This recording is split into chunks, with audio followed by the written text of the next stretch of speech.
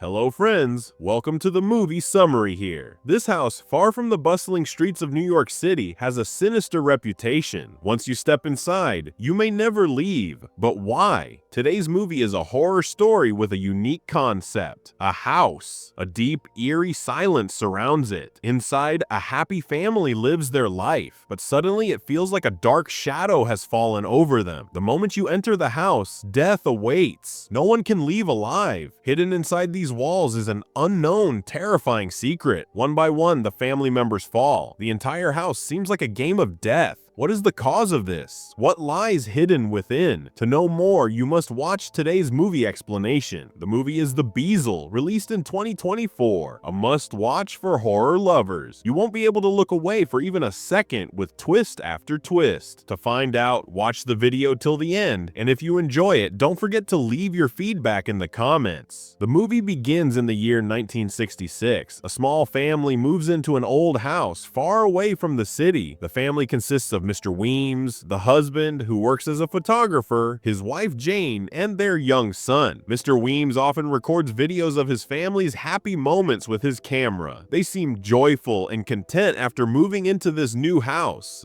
One day, their son is playing with his toy while Mr. Weems is nearby, filming with his camera. Suddenly, the boy hears his mother Jane calling him. The strange thing is that the voice seems to come from the bathroom cabinet. Curious, the boy opens the cabinet and finds another door beneath it. The voice continues to call him from behind this door. When the boy opens the hidden door, he is shocked to see his mother, Jane, standing there. However, her appearance is unsettling. Her eyes look strange and unnatural. She says to him, "I'm so hungry, please bring me something to eat." The boy quickly grabs an apple to give to her, but then Jane says, "My friend is also hungry, please bring her a snack too." The boy is confused because there are only 3 people in the house: his parents and himself. Who is this friend? Before the boy can understand what's happening, something attacks him. He is brutally killed. Hearing the commotion, Mr. Weems rushes to the scene only to find his son's lifeless body. Heartbroken, he breaks down in tears. After several years, we are taken to the year 1987. By now, Mr. Weems is still living in the same house. He has grown old and remarried. One day, he calls a videographer named Apollo to record the story of his wife and son's murder. Apollo doesn't own a car, so he walks 2 to 3 miles from the station to reach Mr. Weems' house. When Apollo arrives, Mr. Weems offers him water and some candies, cookies, and soup to eat, but Apollo declines. Apollo wants to start the recording quickly so he can leave early. Mr. Weems agrees and even pays him in advance. Apollo sets up his equipment, including lights and cameras, and begins recording Mr. Weems' statement. Mr. Weems starts explaining how, many years ago, his wife and son were brutally murdered in this house. At the time, the police suspected him because he was the husband. However, he was later cleared when the bite marks found on his wife's body did not match his teeth. He says he wants to reveal the truth about who was really responsible for those murders. Weems then asks Apollo to follow him with the camera. He leads him to the basement and points out bloodstains on the floor, saying that Jane, his wife, died right there. He describes her injuries, noting deep wounds on her limbs that looked like something had bitten her. He adds that her body was covered with bite marks, but the police cleared him after finding no match with his teeth. While in the basement, Apollo briefly leaves to fetch a screwdriver from his bag, leaving the camera recording. When he returns, he notices the camera's angle has changed but doesn't pay much attention to it. After adjusting the camera with the screwdriver, he resumes recording Mr. Weems, who then suggests they go upstairs for some fresh air.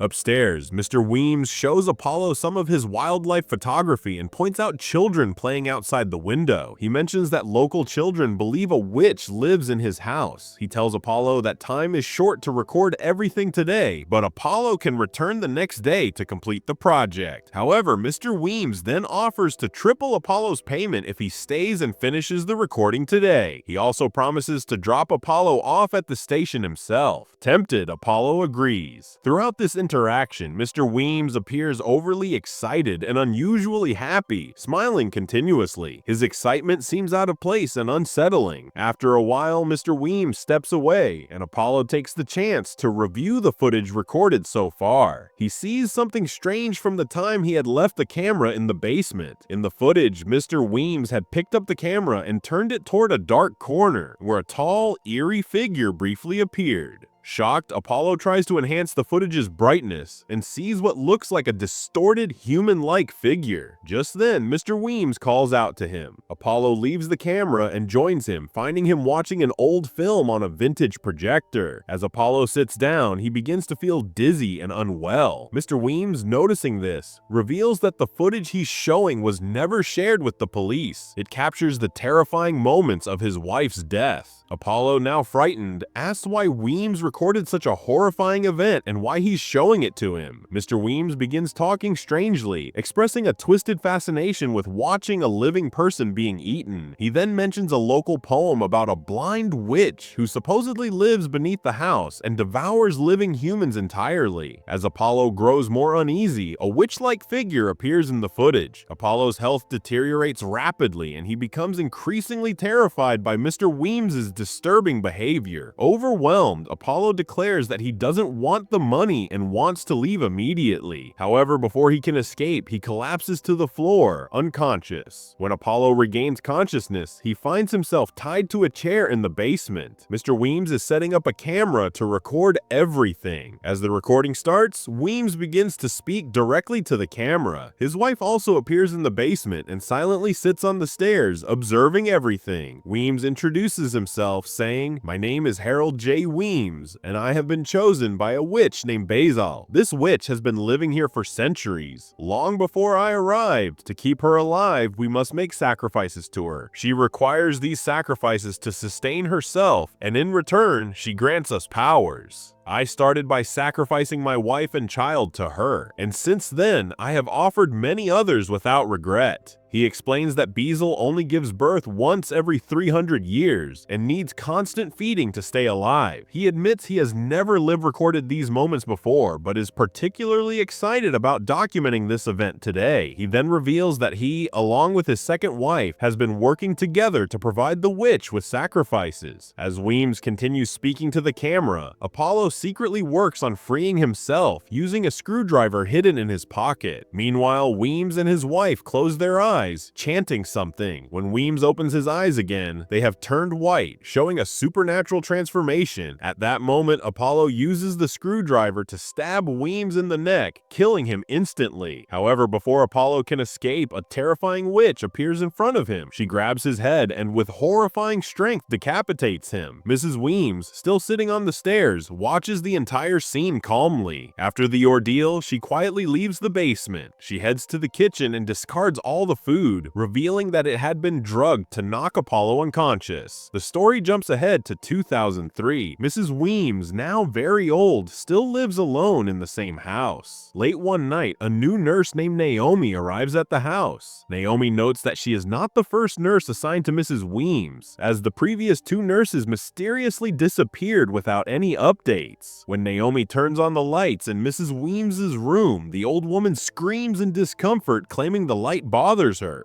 Naomi quickly turns the lights off and lights some candles instead. She tells Mrs. Weems, "I read in your file that you prefer candlelight over electric lights." Naomi reassures her, saying, "The last nurse, Charlotte, left without any notice, but now I'm here and I'll take care of you from now on." Mrs. Weems listens quietly, her calm demeanor hiding a dark secret. Naomi brings food for Mrs. Weems, but on her way, she hears strange sounds coming from behind a door. Ignoring it for now, she goes back to Mrs. Weems, who is so old, weak, and ill that she cannot speak or move. While feeding her, Naomi accidentally drops a spoon. As she bends down to pick it up, she finds an audio tape recorder under the bed. She takes it with her to the kitchen. On her way, Naomi hears the same sounds again, coming from the basement door. Out of curiosity, she walks down the stairs to investigate but doesn't find anything unusual. Suddenly, she hears Mrs. Weems crying upstairs, so she rushes back. In Mrs. Weems's room, Naomi finds her mumbling strange and creepy things in her sleep. Mrs. Weems mentions names like Beezel, Linda, and Charlotte, and says they aren't enough to satisfy her. She insists that she needs to be fed more to stay happy. Mrs. Weems's voice is so eerie that it sends chills down Naomi's spine. Shaken, Naomi goes to the kitchen and plays the tape she found. The recording is by Charlotte, a nurse who worked in the house before her. In the recording, Charlotte recounts her experience, explaining that Mrs. Weems had a stroke a month ago. Doctors said she'd never walk or talk again, but one night, while asleep, Mrs. Weems started speaking. Charlotte initially thought it was a miracle, but soon realized the things Mrs. Weems said were terrifying. She spoke about Linda, another nurse who had apparently died there. Charlotte planned to record Mrs. Weems's sleep talk if it happened again. Naomi fast forwards the tape and hears more recordings of Mrs. Weems. In one clip, Mrs. Weems can be heard talking to someone, refusing to do something and saying, "One is enough, I won't do more." Then a distorted voice commands, "Kill Charlotte." Startled, Naomi returns to Mrs. Weems's room and pretends everything is normal. She gives her some water and places the tape recorder on the table, turning it on to capture any strange sounds. Naomi then sits in a chair next to the bed and dozes off. Suddenly, she wakes up to find the room cold, the candles extinguished, and Mrs. Weems standing unnaturally close to her. It feels terrifying, but Naomi realizes it was just a dream. Back in the kitchen, Naomi listens to the new recording on the tape recorder. She hears Mrs. Weems talking to someone named Beezel again, continuing the strange and chilling conversation. Mrs. Weems was speaking to a mysterious entity, Beezel, begging it to stop, saying, "This is enough." However, Beezel insisted on one last victim, promising to eat the girl after she fell asleep. Suddenly, Beezel's voice changed, addressing Naomi directly, saying, "Hello, Naomi."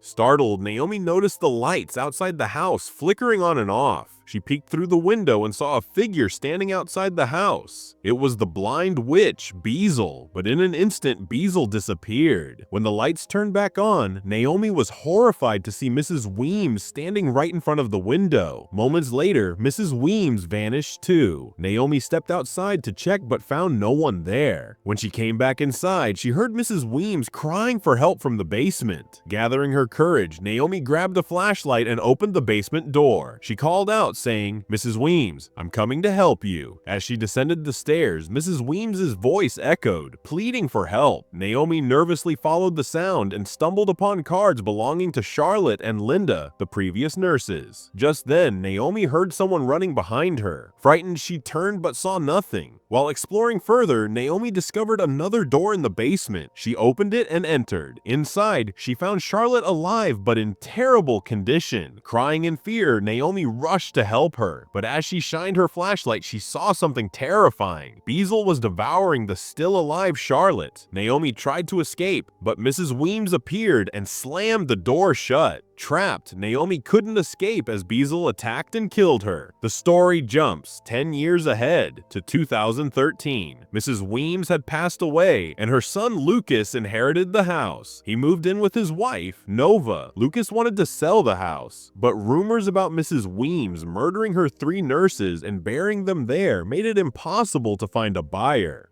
Nova was an energetic, fun-loving woman who was passionate about recording videos. She carried a camera everywhere, documenting every moment. She dreamed of having a baby, but Lucas wasn't ready and was more focused on selling the haunted house to move on. Lucas resented his mother, blaming her for everything. He told Nova how his mother's obsession with Mr. Weems, her second husband, led to their doom. Mr. Weems had once shared with Mrs. Weems that a witch lived in the house's basement. That revelation marked the beginning of the horror that consumed their family. Even the food delivery boy seems scared to approach it. When he delivers food, he quickly hands over the parcel and rushes away. During dinner, Lucas asks Nova if she feels scared living in this house. Nova confidently says she isn't afraid, but Lucas remarks that every normal person should feel some fear. Nova dismisses his concerns, saying that being normal is boring. Nova has an eccentric personality and seems almost like a thrill seeker. One night, Nova hears strange noises in her room while sleeping. She wakes up and turns on her camera. Placing it on the floor under the bed, she notices 2 feet on the other side. When she checks, there's no one there. However, the noises persist. Determined, Nova looks under the bed herself. This time, she sees the same feet climbing onto the bed. When she glances up, she is horrified to find herself sitting on the bed with Lucas. Strangely, her own eyes in the vision are completely white. At that moment, Nova wakes up, realizing it was a dream. Morning has arrived and Lucas is not in the room. Nova brushes it off as a bad dream, but when she checks the footage on her camera, she is shocked to see that the incident was recorded. This realization unsettles her. While she's considering telling Lucas, she hears the cry of a baby coming from the basement. Following the sound, she discovers a box with a camera and some tapes. As she picks up the box, the crying continues. It now seems to be coming from a small door near the stairs. When Nova opens the door, she finds a baby inside. She picks up the baby and sits on the stairs, deeply shaken. Just then, Lucas enters and is horrified to see Nova holding what appears to be a dead cat with half its body eaten. Lucas immediately disposes of the cat and becomes concerned for Nova, who is now crying hysterically. He calls the property dealer, insisting that the house be sold as quickly as possible, even if the price has to be reduced. Later, Lucas finds knives scattered across the kitchen floor, with one missing. Nova enters the room, but she seems completely different. Her demeanor changed. Lucas checks her camera recordings and comes across the footage of the strange event where both of them appeared together. Shocked, he confronts Nova, but she insists that they were indeed together last night. Lucas, however, has no memory of it. Nova then starts acting strangely, saying she's feeling incredibly happy. Lucas realizes the house is affecting her and insists they leave immediately. He retrieves the box of tapes from the basement, which contains recordings made over several years by different people. The disturbing footage terrifies him. He tells Nova they must leave because the house changes people. At that moment, Lucas gets a call from the property dealer, who informs him that a family is interested in buying the house, but the sale process will take months. Lucas agrees,